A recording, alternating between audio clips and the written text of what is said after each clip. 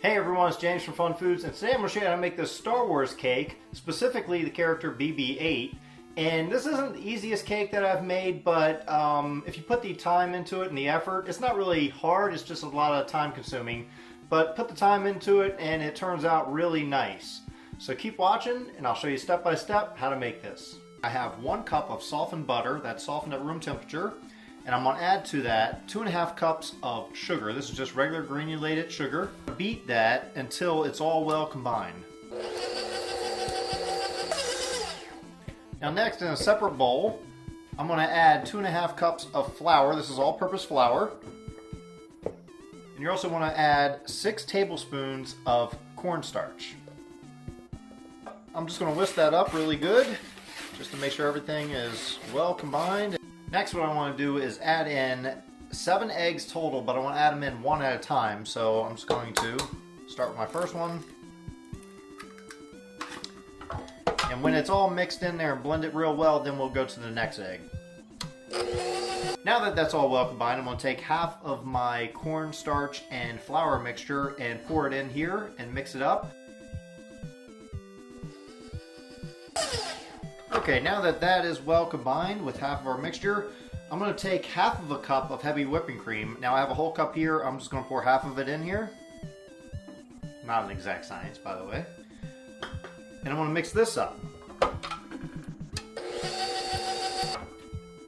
Now beat in the rest of your flour and cornstarch mixture and the rest of your heavy cream. We're going to add 2 tablespoons of vanilla extract. Now just mix this up until it's well combined. That is going to be our batter. Okay, what I'm using to make this is this Wilton 3D cake mold. It's really designed to make like baseballs and basketballs and soccer balls, stuff like that. But here's how it comes.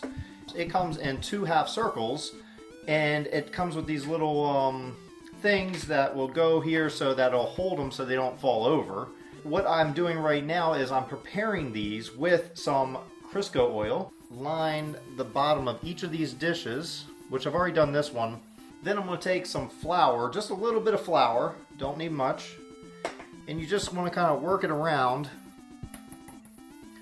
just to cover it all. This is going to help it so the cake doesn't stick to the pan when it's all done. Okay, and after you just shake off all the excess, you want to kind of have this so it's somewhat level, and we're going to fill this with our batter.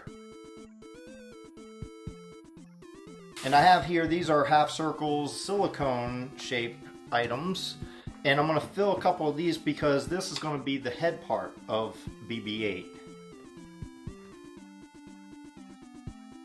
Okay, so now we're just going to take these, we're going to put it in the oven at 350 degrees Fahrenheit, and I'm guessing about an hour, but I'm going to check it around 45 minutes and see how much longer I have to do it.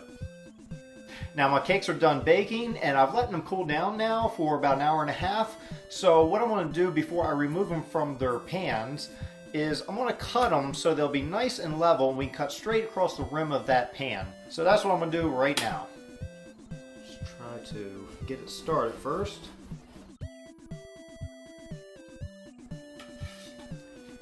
And that's one of them.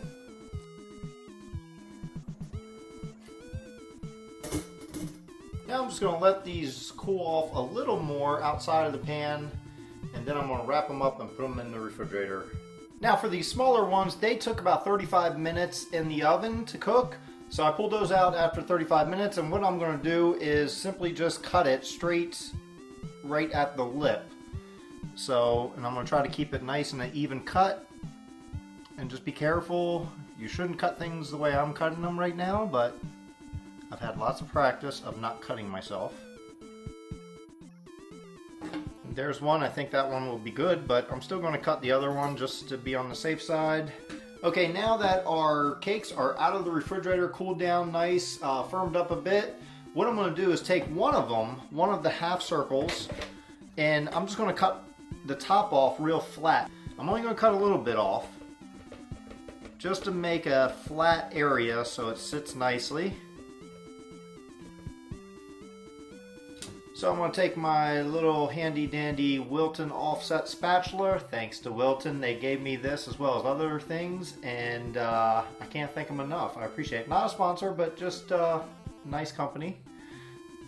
I'm going to take a little bit of my buttercream. This is homemade buttercream, and I'm going to put it on that little round or flat area that we just cut off, and I'm going to just put it dead middle on our table. That's going to hold it in place.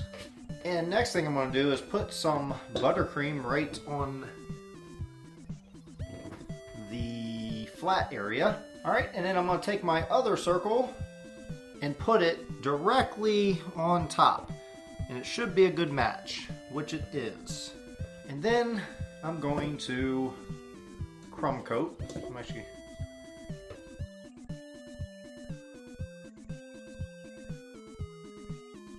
You're just going to take this and set this aside for now. Okay, I'm using homemade fondant, but you can do store-bought, works just as well. Now you want to roll it nice and thin. This may be a bit thick, but I'm still working on it. Okay, and when you're satisfied with how thin you have your fondant, we're going to wrap it around the cake and kind of press it in. Hopefully it'll be enough to cover it. Let's see. Work it in all the way into those little corners there. Start at one end and kind of work around. It does get tricky around the back side, and I'm just going to cut off the excess with a butter knife. Okay, so now we have our little head portion. I turned my fondant over so the good side's facing down. Okay, so we're just going to take this and flip it over first. It's right in the middle there, and then I'll put the more icing right on that side. What we want to do is kind of pull up the fondant. You just want to fold it under, almost like you're making fresh homemade rolls. Put a little bit of this excess fondant. We just want to put the head on top of the bottom part. So we can just push that down a little bit. So I want to press that down because BB-8 has a little antenna thing that comes out. Okay, now I have some orange fondant. This is store-bought orange fondant. I'm just going to roll it out. I have some wax paper here just so it doesn't stick to the countertop. I find that to be a little easier. Okay, now that you have it to the thickness you want, I have these little cutouts. I cut these out. I'll put a link in the description below where I got the shape here. Cut out the shapes, the circle. It's going to be a little bigger than this. This is just a guide.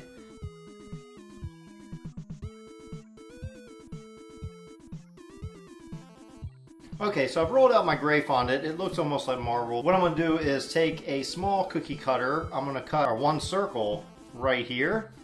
That's going to go around the top of the head, and then I'm going to cut long strips because most of the things we need are long strips.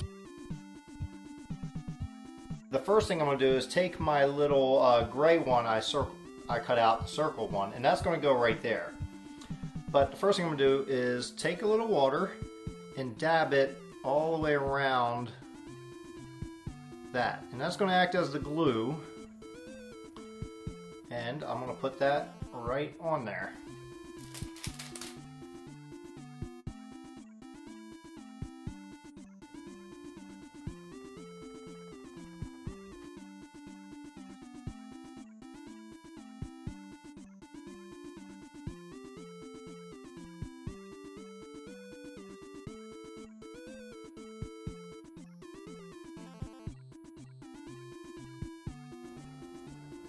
Well, thanks everyone for watching to see how to make this Star Wars cake. I hope you enjoyed this video, and if you did, please hit that like button.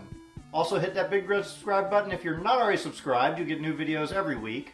Be sure to check some of the videos out I'll have off to the side. I think you may enjoy those as well.